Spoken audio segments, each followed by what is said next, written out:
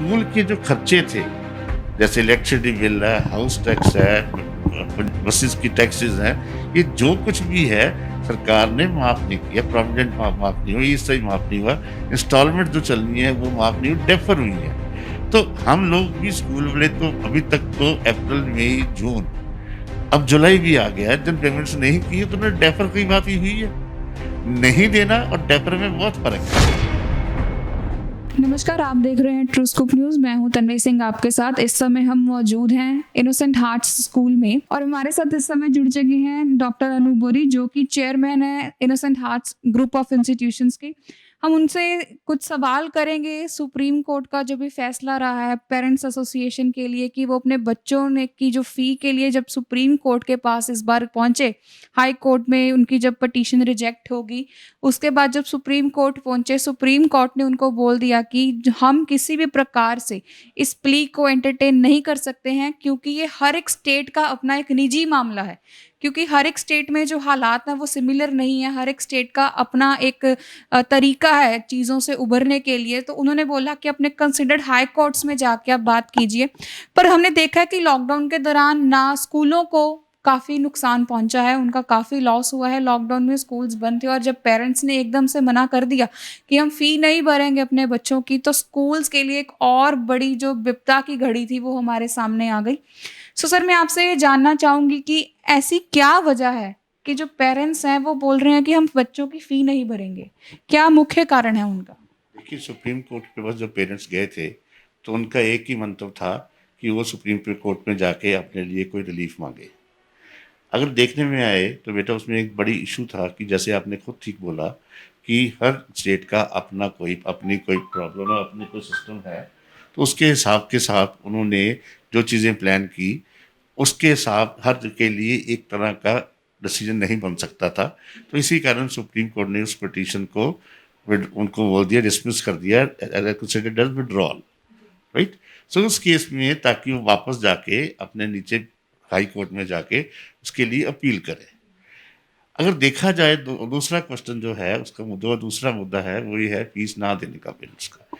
मेरे हिसाब से सारे के सारे पेरेंट्स इस बात पे सहमत हैं कि एजुकेशन इस डिफ़िकल्ट दौर में, कोरोना के वक्त में एक बड़ी डिफरेंट तरीके से चलनी शुरू हुई, जो कि अनएक्सपेक्टेड था।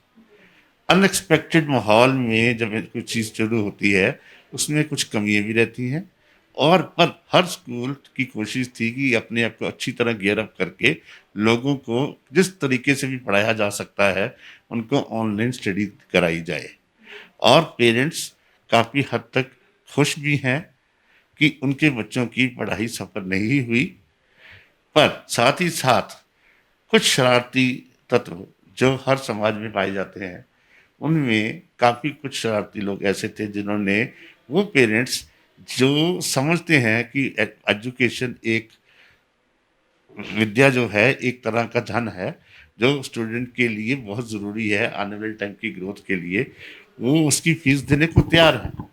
बट क्योंकि जिस तरह डिसीजन कोर्ट में आने के में अभी है, तो पेरेंट्स में ये जो शरारती तत्व हैं या कुछ लोग जो इसमें से कुछ पॉलिटिकल मंशा जिनकी है, वो इसको उनको कह रहे हैं अभी फीस ना जमा कराई जाए। मेरे हिसाब से बहुत कम पेरेंट्स होंगे जो इस बात पे होंगे कि फीस ना जमा कराई जाए। सर, क्योंकि आपने जैसे कहा कि बहुत कम पेरेंट्स हैं जिनका ये फैसला है कि हम ये फ़ी को डिपॉजिट नहीं करवाएंगे, स्कूल को फ़ीस नहीं भरेंगे, क्योंकि वो मानते हैं कि स्कूलों का तो कोई जो यूटिलिटी होती है वो तो यूज़ ही नहीं हुई। स्कूल्स, बच्चे घर में बैठ के बच्चों ने पढ़ाई करी, ना ही टीचर्स ने कोई को करिकुलर क्लासेस दी। बेशक हमने देखा है कि टीचर्स ने अपना बेस्ट पुट इन करा है, अपने 100% एफर्ट्स दिए हैं। को करिकुलर की भी अगर बात करें तो टीचर्स ने वो भी क्लासेस ली हैं ऑनलाइन।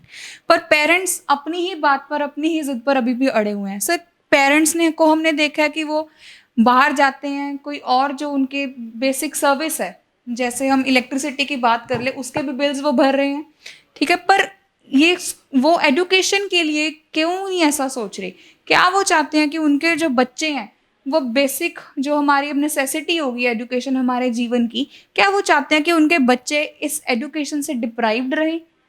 क्या वो चाहते हैं कि उनके बच्चे एजुकेशन लेके कभी आगे ही ना बढ़े? या आप अगर उनकी स्थिति में होते, उनकी प्लेस में होते उन पेरेंट्स की, तो आप उनकी जो कंडीशन है कि वो बोल रहे हैं हम ये फ़ी को डेफ़र कर देंगे, फ़ी अभी नहीं भरेंगे या भरना ही नहीं चाहते लॉकडाउन पीरियड के लिए। अगर आप उनकी सिचुएशन में होते तो आप उनके कंसर्न को कैसे समझते सर? मेरे भी बच्चे थे, वो अपने कंसर्न इंस्टीट्यूशंस में, कॉलेजेस में पढ़े, स्कूल्स में पढ़े। डेफिनेटली टीचर्स का एक बहुत बड़ा योगदान होता है बच्चे की परवरिश में। उसके साथ साथ पेरेंट्स भी इक्वली इन्वॉल्व होते हैं आज की डेट में, क्योंकि पेरेंट्स में मदर और फादर दोनों काफ़ी हद तक लोग जो हैं काम करने लग पड़े हैं। उसके कारण क्या हुआ कि वो सही तरीके का टाइम अपने बच्चों को नहीं दे पा रहे। उनके लिए जो मुश्किल वाली बात होगी वो ये हुई कि उन्होंने सोचा कि अगर जो जो टीचर्स अभी जो पढ़ा रहे हैं, ऑनलाइन पढ़ा रहे हैं, वो पढ़ाने के बाद उनको अगर कोई कोई उनको घर पे जो ग्रूमिंग चाहिए, वो उन मदर्स को करानी पड़ रही है या फादर को करानी पड़ रही है, जो आगे कराते तो थे, पर इतनी ज़्यादा नहीं करानी पड़ती थी जितनी कि अब करानी पड़ रही है, नंबर 1। नंबर 2, क्योंकि बच्चा सुबह से लेके शाम तक या रात तक या अगले दिन तक हमेशा अब पेरेंट्स के सामने है। अब वो शरारतें भी कर रहा है, उनको कंट्रोल को भी कर रहा है, शरारतें भी कर रहा है, उनको भी कंट्रोल करना पड़ रहा है, एक्टिविटीज़ भी करानी पड़ रही हैं, घर के काम भी देखने पड़ रहे हैं, फैमिली जॉइंट फैमिलीज़ हैं, वहाँ पर बहुत कुछ कर पड़ रहा है। उसके कारण क्या हुआ कि वो प्रेशर जो है पेरेंट्स के ऊपर बढ़ गया, क्योंकि आगे स्कूल में बच्चा सुबह जाता था, 3-4 बजे से पहले नहीं आता था, उसके बाद ट्यूशन शुरू हो जाती थी। अब वो चीज़ें जो माहौल में है वो बच्चों को नहीं, पेरेंट्स नहीं कर पा रहे, जिसके कारण अब वो पेरेंट जो है वो 24 घंटे बच्चा उसके पास है। उसको हर पेरेंट की उसकी हर तरह की ज़रूरत, उसकी हर तरह की पढ़ाई के लिए पेरेंट को 100% अपने आप को इन्वॉल्व करना पड़ रहा है, जिसके कारण वो सोच रहा है जब मैं ही करा रहा हूँ, तो मैं पैसे काहे के दूँ? बट जो कंटेंट, जो सिलेबस, जो सोचा गया है, जो स्कूल में होते हैं, वो सिलेबसेस जब प्लान हुए, वो अकॉर्डिंगली यूनिट जैसे चाहे वो उसके तरीके से हुए और टीचर्स ने अपने नोट्स दिए, चाहे व्हाट्सएप में दिए, चाहे ज़ूम में दिए, चाहे मूडल में दिए, चाहे उन्होंने गूगल मीट में दिए। वो सारे के सारे उन्होंने पेरेंट्स को प्रोवाइड किए। पेरेंट्स को, क्योंकि उन सारी चीज़ों को इकट्ठा करके बच्चे की कॉपी बनानी या फाइल बनानी, वो भी पेरेंट की ज़िम्मेवारी बन गई।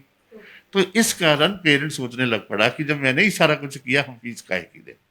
पर उनको ये नहीं पता कि टीचर्स जिन्होंने ऑनलाइन क्लासेस का सब्जेक्ट को तैयार किया, उसके सारे के सारे कंटेंट को अपलोड किया, जैसे भी है, सुबह से शाम तक इन्वॉल्व हुई। उसके बाद नंबर 1, वो तो चलो घर वर्क फ्रॉम होम था, उनके लिए भी तो उतनी मुसीबत आई कि उन्होंने भी सारा काम किया। स्कूल के जो खर्चे थे, जैसे इलेक्ट्रिसिटी बिल है, हाउस टैक्स है, बसेस की टैक्सेस हैं, ये जो कुछ भी है सरकार ने माफ़ नहीं किया। प्रोविडेंट माफ़ नहीं हुई, इस सही माफ़ नहीं हुआ, इंस्टॉलमेंट जो चल रही है वो माफ़ नहीं हुई, डेफर हुई है। तो हम लोग भी स्कूल वाले तो अभी तक तो अप्रैल मई जून, अब जुलाई भी आ गया है, जिन पेमेंट्स नहीं की तो उन्हें डेफर की बात ही हुई है। नहीं देना और डेफर में बहुत फ़र्क है। स्कूल्स तो हर उस पेरेंट के साथ तैयार हैं, जो पेरेंट चाहता है कि मुझे कोई प्रॉब्लम हुई है, मैं उनके पेरेंट हमारे पास आए, हम उसको मदद करने को तैयार हैं, किसी भी तरीके से जैसे हम कर सकते हैं। तो इसके लिए स्कूल ने तो कभी कहा ही नहीं कि हम आपको अभी पेमेंट एकदम कराई जाए। तो अगर 3 महीने हो गए, 4 महीने हो गए, तो अगर कुछ भी ना आएगा तो स्कूल कितनी देर तक अपने अपने रिसोर्सेज़ से चल सकता है? सर जैसे हमने देखा है कि अभी पीछे दिल्ली हाई कोर्ट ने अपना एक ऑर्डर पास करा था, जिसमें दिल्ली हाई कोर्ट का उन पेरेंट्स को या उन स्कूल्स की जो मैनेजमेंट्स थी, उनको ये कहना था कि अगर आप किसी भी अपने बच्चे की अगर फ़ी जो है वो नहीं डिपॉज़िट करवा पा रहे स्कूल्स में, तो आपका बच्चा जो ऑनलाइन मोड ऑफ एजुकेशन जो हमारा कोरोना वायरस पेंडेमिक में शुरू हुआ है, जो लॉकडाउन में जो शुरू हुआ है, उनको उन्होंने कहा कि आपका बच्चा वो एजुकेशन ही नहीं ले सकता। जब तक आप फीस नहीं दोगे, बच्चा पढ़ेगा नहीं। सर क्या आपकी जो मैनेजमेंट है, आपका जो ट्रस्ट है इनोसेंट हार्ट्स का, क्या आपके मन में कहीं न कहीं ये सवाल आ रहा है कि अगर इन नियर फ्यूचर भी, जैसे आपने कहा कि फ़ी को डेफ़र करना और फ़ीस को माफ़ करना, 2 अलग मुद्दे हैं। सर क्या आपके मन में भी अभी किसी नियर फ्यूचर में अगर पेरेंट्स फिर भी मना करते हैं कि हम फ़ी नहीं भरेंगे, तो आप क्या सोचते हैं कि हम भी उन बच्चों की जो ऑनलाइन क्लासेस है उनको बंद कर देंगे अगर उनके पेरेंट्स फी नहीं भर रहे, या क्या आप उनके लिए भी डेफरमेंट का जो ऑप्शन है, जैसे आपने कहा हमने क्वार्टरली कर दिया, किसी का बाय मंथली हो जाता है डेफरमेंट आप कर देते हैं, तो क्या आप उनके लिए डेफरमेंट अगले सेशन तक कंटिन्यू रखेंगे या आप उनको क्लासेस देना ही बंद कर देंगे? एक तो पहले ये दिल्ली कोर्ट का फैसला था, ये हम पे लागू नहीं होता। पहली बात तो ये सीधी बात है। उन्होंने भी जो वहाँ का स्कूल था, मेरे ख्याल से कोई क्वीन मैरी स्कूल है, जिन्होंने ये पिटीशन फाइल की थी, वो कहते हैं कि आपने हमें बोला कि फीस इनको देने दो, इनका नाम ना काटा जाए, तो उनको 40% फीस सारी आई। अब 40% फीस का मतलब ये है कि उनको एक क्वार्टर में अगर देखा जाए तो उसको 1 महीने या 1.25 महीने की फीस आई।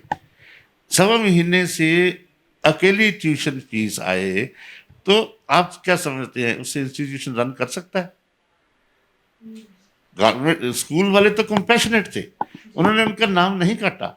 उन्होंने गवर्नमेंट कोर्ट से डायरेक्शन मांगी कि अब जब इस मौके पर जब हमने ये सब कुछ कर दिया, हमने डेफर भी कर दी, तो पेरेंट्स पेमेंट नहीं करा रहे। अगर वो पेमेंट नहीं करा रहे और हमें 40% आई है, तो हम इस तरीके से इंस्टीट्यूशन को क्या किया जाए? आप हमें डायरेक्ट कीजिए, हम क्या करें?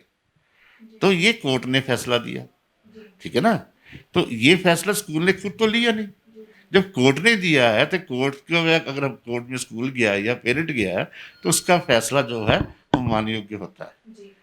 अभी हमारा अभी तक ये हमारे चीज में, ये केस में अभी चीज नहीं आई, क्योंकि अभी हमारा केस जो है अभी कोर्ट में है। हमारे पास जो ऑर्डर है कि अभी जब तक पेमेंट आप पेरेंट्स को तंग मत करो, तो हम किसी को फोर्स तो कर ही नहीं रहे। अभी तक तो हम उस मसले पे चल रहे हैं। सर जैसे आपने कहा कि ये ऑर्डर दिल्ली हाई कोर्ट का है और उसी स्टेट या एनसीआर रीजन तक ही ये सीमित है, हमारे लिए ये लागू नहीं होता, क्योंकि हमारा जो केस है वो अभी भी Punjab and Haryana high court में पेंडिंग है पेरेंट्स एसोसिएशन की तरफ से। पर सर अगर जो इस बार का जो हमारा ऑर्डर पास होता है, जो ऑर्डर डायरेक्शंस हाई कोर्ट देता है, अगर वो भी मैनेजमेंट्स के फेवर में ना आया और पेरेंट्स एसोसिएशन के फेवर में चला गया, तो क्या आप उस टाइम पे आके ऐसा सोच सकते हैं कि हम बच्चों को ऑनलाइन शिक्षा देने के लिए उनको अलाउ नहीं करेंगे? देखिए, ये सवाल इस समय पूछना जायज नहीं है, पता नहीं क्या आता है। बट एक चीज तो बड़ी पक्की बात है कि इंस्टीट्यूशन मैनेजमेंट, हर मैनेजमेंट या हर स्कूल का मेन मोटिव पैसा कमाना नहीं है।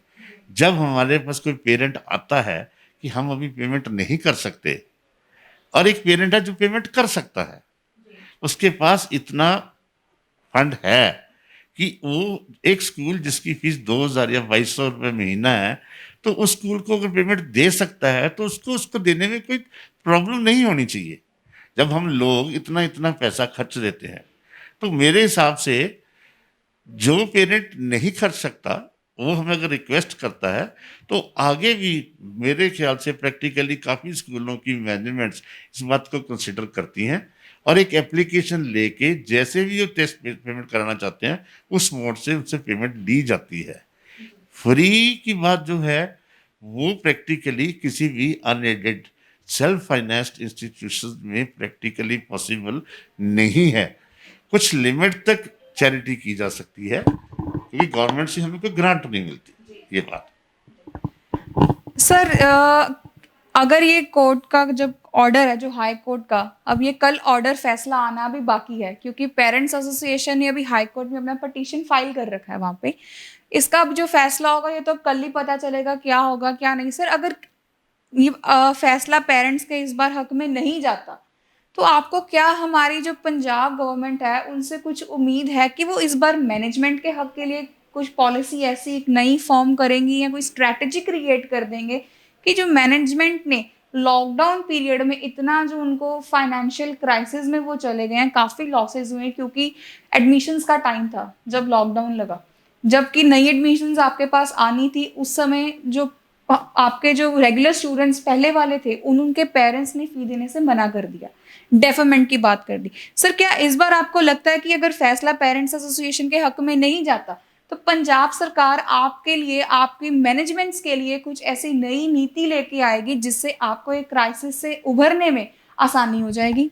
ये पॉपुलर गवर्नमेंट है, तो हर पॉपुलर गवर्नमेंट का एक बेसिक लार्जर केस में ये सोचना बहुत ज़रूरी हो जाता है कि एक इंस्टीट्यूशन या कुछ भी, कोई भी सिस्टम, एक अदारा कोई भी किसी तरीके का, चाहे वो बिजनेस हाउस है या स्कूल है या कोई सेक्टर है, उसको किसी तरीके से कोई पैकेजेस दिए जाएं जिससे वो अपने आप को बेल आउट कर सके।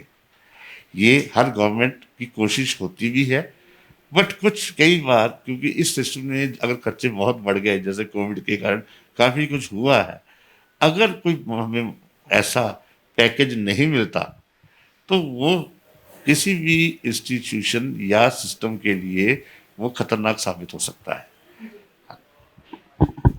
सो ये थी हमारी आज की special interview chairman innocent hearts group of institution doctor Anoop Bauri ji के साथ। उन्होंने अपने जो विचार थे सुप्रीम कोर्ट के ऑर्डर आने के बाद कि जब पेरेंट्स एसोसिएशन को वहाँ से निराशावादी होकर आना पड़ा, तो आगे अब पेरेंट्स ने हाई कोर्ट में अपना अपील जो उनकी पटिशन है वो वहाँ पे फाइल कर दी हुई है। अब देखना बाकी होगा कि कल के हाई कोर्ट के ऑर्डर में क्या ये फैसला मैनेजमेंट्स के हक में आता है या क्या ये फैसला पेरेंट्स के हक में आता है, ये देखना बाकी रहेगा। लेटेस्ट अपडेट्स के लिए आप देखते रहें ट्रू स्कूप। मैं हूं तन्वी सिंह, धन्यवाद।